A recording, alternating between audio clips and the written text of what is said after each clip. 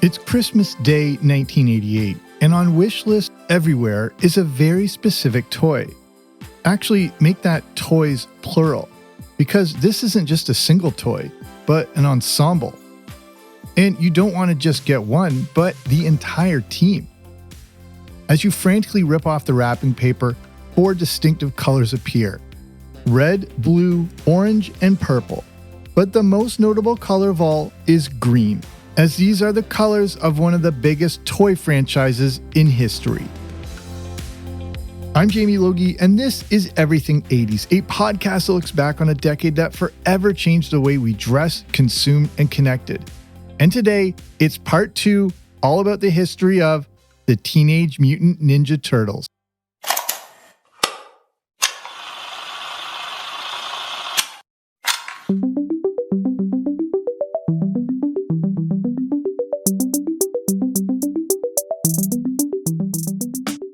If you haven't listened to it already, I recommend going back to my previous episode and part 1 all about the history of the Ninja Turtles. In that episode, I cover the origins of the Turtles, their debut into the world of comic books, and their rapid rise in popularity. And as the franchise quickly grew, I also cover the launch of the beloved cartoon series. And that sets the stage for this episode, and the next phase of the Ninja Turtles dominating 1980s pop culture and beyond. In part 1, we left off with the debut of the 5-part cartoon series, and just like pretty much every other cartoon in the 1980s, it was created with the intention of promoting a new toy line. The success of the miniseries, which debuted in late 1987, made the Ninja Turtles one of the most hotly anticipated toy lines of all time. The miniseries serves as a 5-part commercial to introduce a new generation of kids to each Ninja Turtle, their origin story, and the accompanying characters like Splinter and Shredder. The original comic books were darker and much more adult-themed, and for younger viewers, the cartoon series was the first time they met Donatello, Leonardo, Michelangelo, and Raphael. The next season of the animated series was about to launch in the fall of 1988, and the goal of all of this was to launch the toy line. As we entered 1987, Fred Wolf began work on the 5-part animated miniseries, and Playmates began creating the first line of Ninja Turtle toys. In less than 3 years, Kevin Eastman and Peter Laird, the creators of the Ninja Turtles, went from wondering if they could put enough money together to print one issue of the Ninja Turtles to signing a deal with a toy company and having a cartoon show commissioned. So what went into the creation and launch of the Ninja Turtle action figures and toy line? It began as a collaborative process between Fred Wolf and Playmates. Because of the cartoon show, kids would know that each turtle had a distinct persona, and this was identified through the various color bandanas. But for the toy line, Playmates needed to continue this distinction. Instead of having the same green color on each turtle, with the only way to distinguish each being a stripe of paint over the eyes, each turtle needed to be its own unique shade of green. This would also make each one more identifiable in the toy packaging on shelves. The distinctive personalities and individual look of each turtle was also a smart move from a business perspective, as kids would want or demand to have all 4 of them. This isn't the Ninja Turtle, but Ninja Turtles, and to own them meant owning all 4 of them. They were a team. They were a pizza-eating collective. To own only 1 or 2 of them made it feel like an incomplete toy. It was like only buying 2 Voltron lions. All 4 turtles were a package deal and would lead to more overall sales. Plus, kids glued to the cartoon series knew how distinct each Ninja Turtle really was. These weren't just 4 toys with different color bandanas. They were individual characters with their own weapons and unique personalities. It was like the A-Team, but green. Thanks to the cartoon, before they would even open up the packages, kids everywhere knew how to play with these things. They knew that Leonardo was the leader, Raphael the loose cannon, Donatello was the brains of the operation, and Mikey was the party animal. The cartoon series taught kids how the four turtles interacted.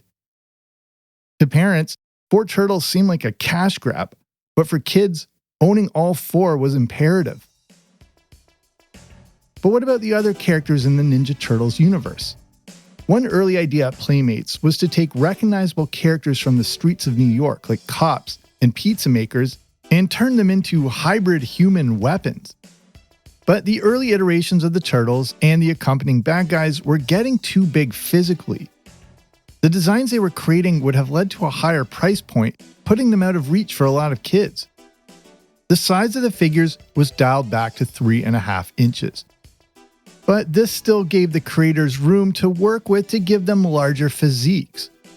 If you ever held the original Ninja Turtles, they may have seemed big, but they were the same height as a G.I. Joe.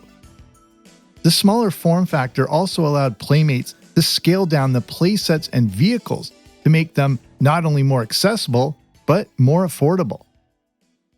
Some of the notable playsets and vehicles included the interactive underground sewer lair and the gigantic Death Star-like Technodrome. There was also the Turtles Party Wagon van, the Turtle Blimp, and the Pizza Thrower. Also included in that first release were characters like April O'Neil, Splinter, Shredder, a Foot Soldier, and Bebop and Rocksteady. The first cartoon miniseries had aired. Now it was time to market these things even more. It's the new wacky action wind-up turtles!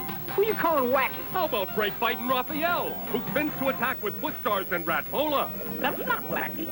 Well, what about sewer swimming Donatello, who gets into the swim with spear and scuba jet? Or rock and roll Michelangelo with spinning action arm and weapons? Well, now we're talking wacky. No, we're talking trouble. The commercials for the toys were presented to Playmates on a silver platter. Because of the success of the cartoon series, the commercials contained clips from the show alongside real-life footage of the action figures. For unsuspecting kids, it was a perfect example of the blurring of lines between what was a cartoon and what was an ad. A toy like the Ninja Turtles, along with its marketing campaign, could have only existed at this point in the 1980s. Prior to the 80s, there were so many restrictions on advertising to children that it would have been impossible for ads like this to exist. But now, cartoons and commercials seem like one and the same. In a single 30-minute TV time block, you had a 22-minute Ninja Turtles cartoon acting as a commercial for the toy line, and the commercials during the show were for that very toy. And they look like the cartoon too. And we have Ronald Reagan to thank for all of that.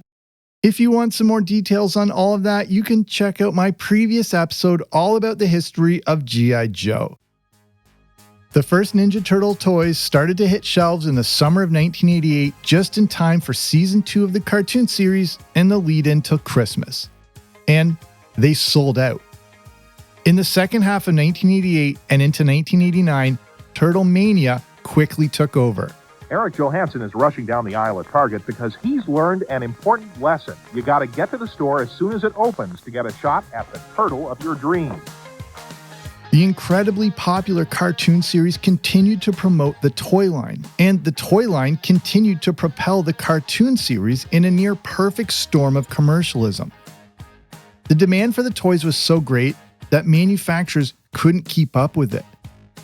Toys R Us was a big champion of the Ninja Turtles and prominently featured them, leading to even more exposure.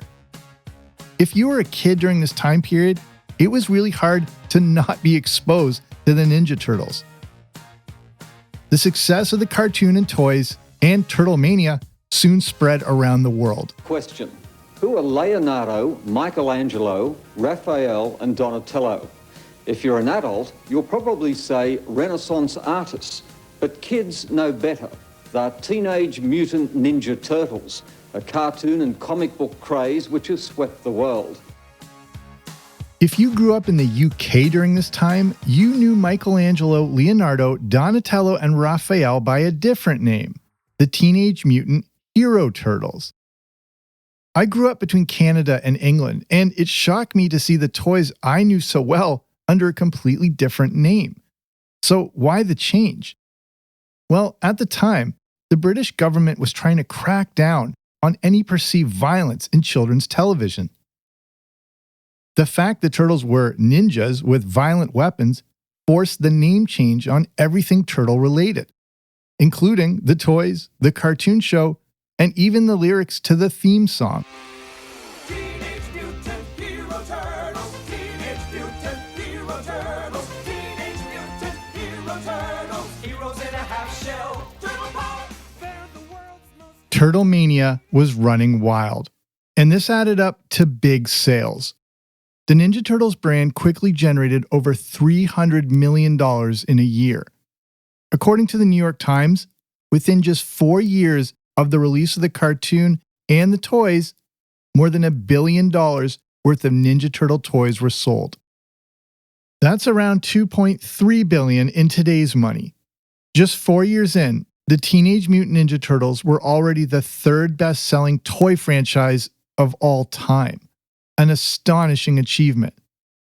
In less than a decade, the Ninja Turtles went from a doodle on a page to a $1 billion franchise. And while all this was happening, the comic book was still plugging away. For the hardcore older fans who may not be into the cartoons, the comic book continued the original darker legacy they were all familiar with. In 1988, when the cartoon series was going strong and the toys were unveiled to the world, Mirage Studios released 5 new issues. This was followed by 10 more in 1989. But the success of the Ninja Turtles franchise went far beyond just the toys. With so much Turtlemania, every Ninja Turtle product you could ever imagine was released. Posters, bed sheets, paper plates, toothpaste. There was nothing off limits to associate with the brand. You might have even gone to a Ninja Turtles themed birthday party. Ninja Turtles breakfast cereal? No problem. Bringing kids our Power Pack new series. But Shredder wants it. We must take that power. Yeah, let me have it. Let's give it to him. Oh, no, the ninja net. Down, down, dude.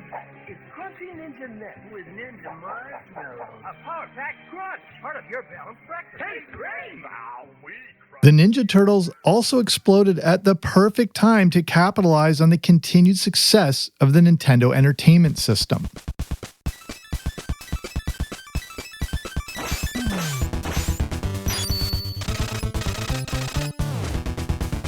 Developed by Konami Games, the 1989 NES release was a side-scrolling game and was kind of like Mario because in this version, Shredder has kidnapped April and the Turtles have to rescue her. And man, was this thing hard. Once you got to that water level, you knew it was pretty much game over. If you know, you know. My friend down the street had this game and I can't tell you how many hours we spent trying to get by this level. The frustration of this game would be rectified in the brilliant Teenage Mutant Ninja Turtles 2, the arcade game released for the NES in 1990. This game was a huge improvement and progression in graphics, sound, and playability, and is one of my favorites to this day. After the incredible success of all the Turtlemania, the toys, products, and the first 18 episodes of the cartoon, a third season of 47 episodes was released in September 1989. If you're a longtime listener of this podcast, you know that the seemingly random number of 47, when added to the first 18, equals 65 episodes, the minimum amount needed for syndication. Now the Ninja Turtles could be licensed out to multiple networks and TV stations to play every day after school. But in the 4th season, the series was picked up by CBS.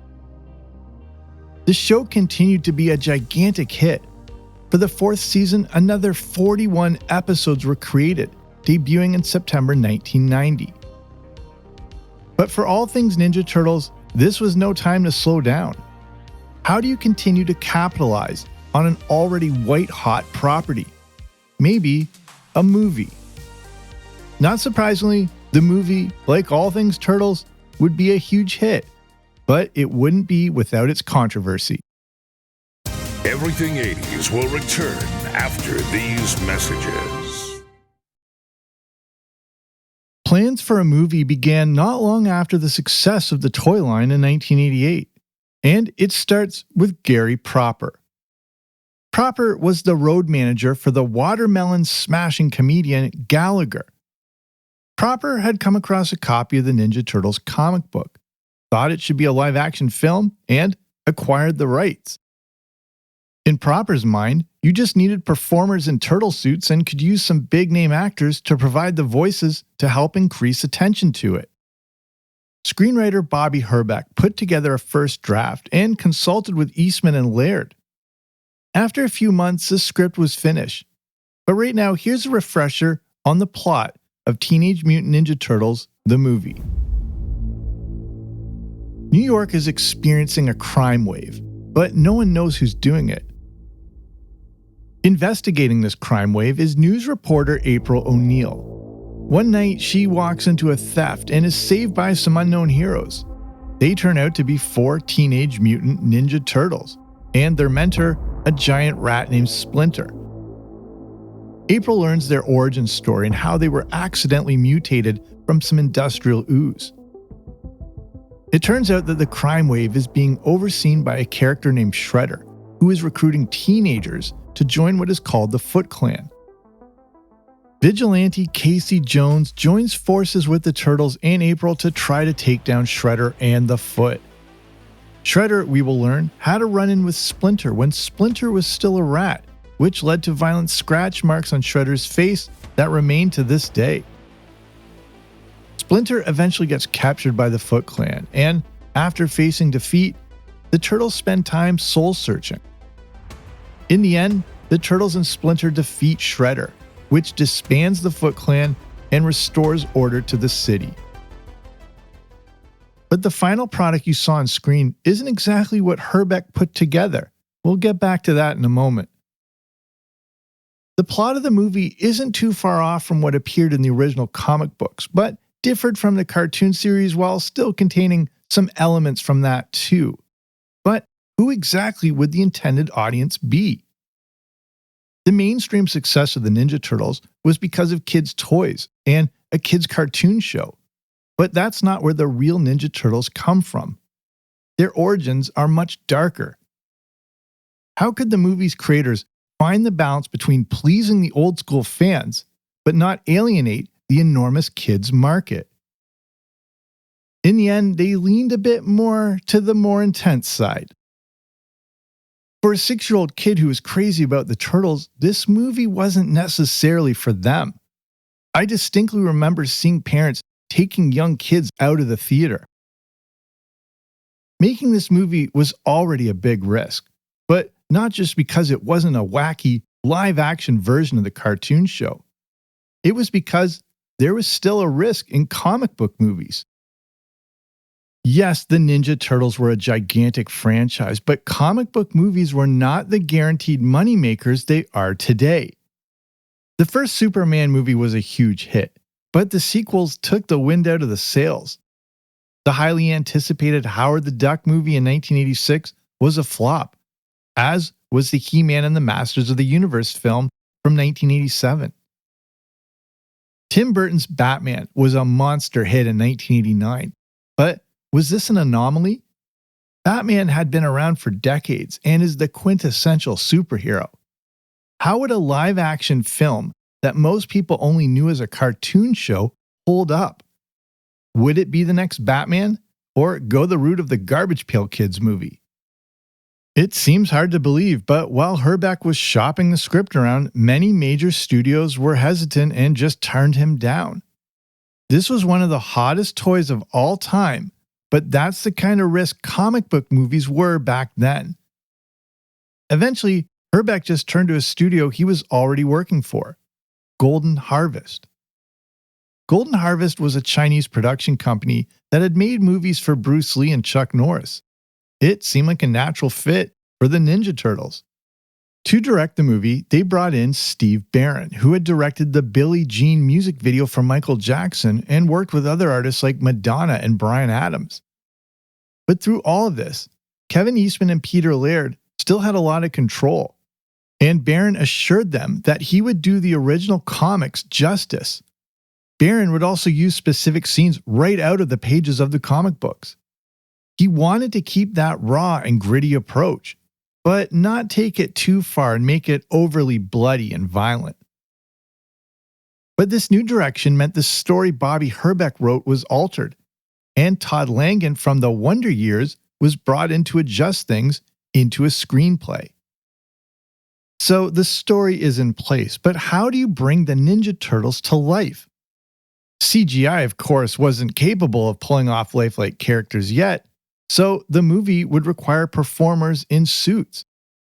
But the Turtles are the main characters of the movie. How do you make them lifelike and expressive? Obviously, you bring in Jim Henson. Henson, though, was a little concerned with the violent aspect from the Ninja Turtles comics.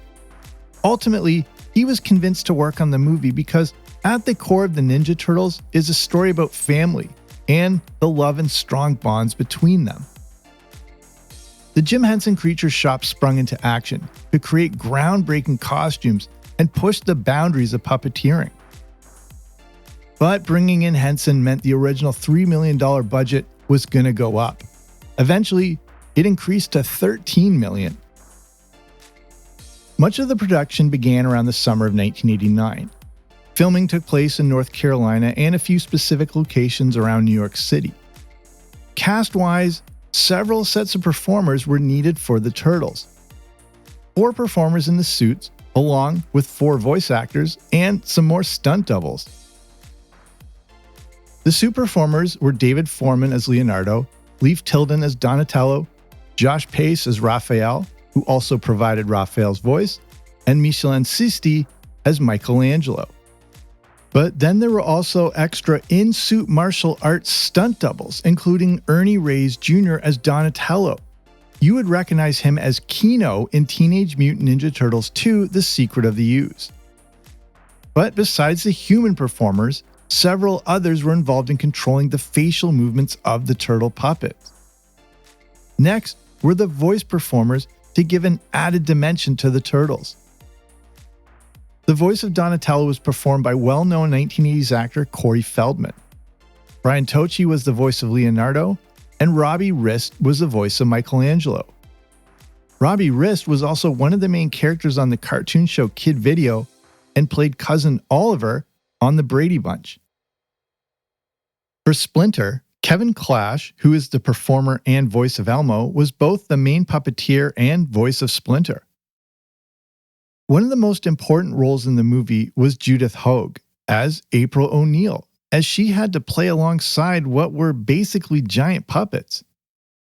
Elias Koteas played Casey Jones, and James Saito played Shredder. But the star of the show was obviously the Turtles, and the Turtle suits were heavy, 70 pounds in fact, and extremely hot and hard to breathe in. But this was still remarkable technology. As Jim Henson has said, they were the most advanced creature designs he had ever worked on. Sadly, this would be the last film Henson would ever work on before his death in May 1990. Distributed by New Line Cinema, the Teenage Mutant Ninja Turtles movie was released in March of 1990, and I was there opening day. This was the first movie I was ever allowed to go to on my own with friends, so that's an already significant moment. And I loved every second of this film. I already loved the comic books, the cartoon, and all the turtle hoopla, but this was the movie I didn't think was possible. It captured what the Ninja Turtles were all about. It was gritty and compelling. It wasn't childish. It was raw. It had some light cursing, but it still had heart and emotion to it.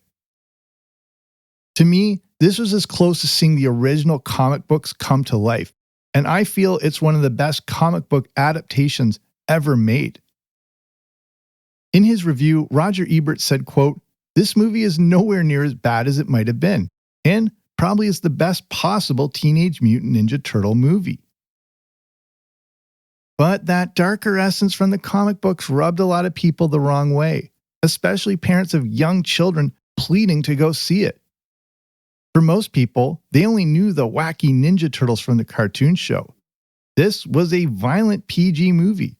It's not a G movie or even family rated. Even though Golden Harvest wanted it to be a bit lighter, the original vision paid off. Kids everywhere were hyped, and demand looked to be so big that additional prints were needed to accommodate all the theaters wanting to show it. In its first weekend, Teenage Mutant Ninja Turtles the movie was #1 at the box office, bringing in $25 million. Converted for today, that's around $60 million. And in a very smart move by the studio, they opened it in the US on the weekend leading up to school break for that year to ensure kids could see it multiple times while they had the week off. By the end of its run, the Ninja Turtles movie, made on a budget of just $13 million, brought in over $200 million worldwide. That's close to $500 million today. At the time, it became the highest grossing independent film ever. The movie was a gigantic hit. Even though toy company Playmates reportedly hated an early screening and thought it could sink the franchise, the Ninja Turtles' popularity was bigger than ever. This led to even more brand exposure and yet more Ninja Turtles merchandise. But now, movie-related versions of all those products entered the market. Going into the 90s, it didn't seem as if the Ninja Turtles could get any bigger, but after the monumental success of the movie, the franchise reached an even higher level. The 1980s continue to make up a big part of the backbone of much of our modern entertainment, and leading that charge over the last few decades are the Teenage Mutant Ninja Turtles. It's the franchise that seems to live forever. Besides Teenage Mutant Ninja Turtles 2, The Secret of the Ooze, there was a third film in the original series, Turtles in Time. Then, there was a live-action TV series in 1997. The original animated series went all the way until 1996. There was a second animated series that ran from 2003 to 2009, a third animated series in 2012, and a fourth series in 2018. Then there were the live-action CGI movies. It started with 2007's TMNT. Next was the Teenage Mutant Ninja Turtles, a 2014 movie produced by Michael Bay. That was followed up with 2016's Teenage Mutant Ninja Turtles Out of the Shadows. Rise of the Teenage Mutant Ninja Turtles, the movie, came out in 2022. And as of the time of this recording, a new CGI animated film created by Seth Rogen is set to be released called Teenage Mutant Ninja Turtles Mutant Mayhem. There's been an endless amount of video games, concert tours, action figures, and even roller coasters of the Ninja Turtles. And through all of this, a comic book series continues to live on. In 2011, IDW Publishing acquired the rights to publish new Ninja Turtle comics, which they continue to do to this day. What started out as a joke scribbled out on a piece of paper turned into a $15 billion industry. The Teenage Mutant Ninja Turtles is many people's favorite toy and cartoon series of all time. With its origins and rapid growth happening in the 1980s, the Teenage Mutant Ninja Turtles are not only a defining 1980s franchise, but one of the biggest in pop culture history.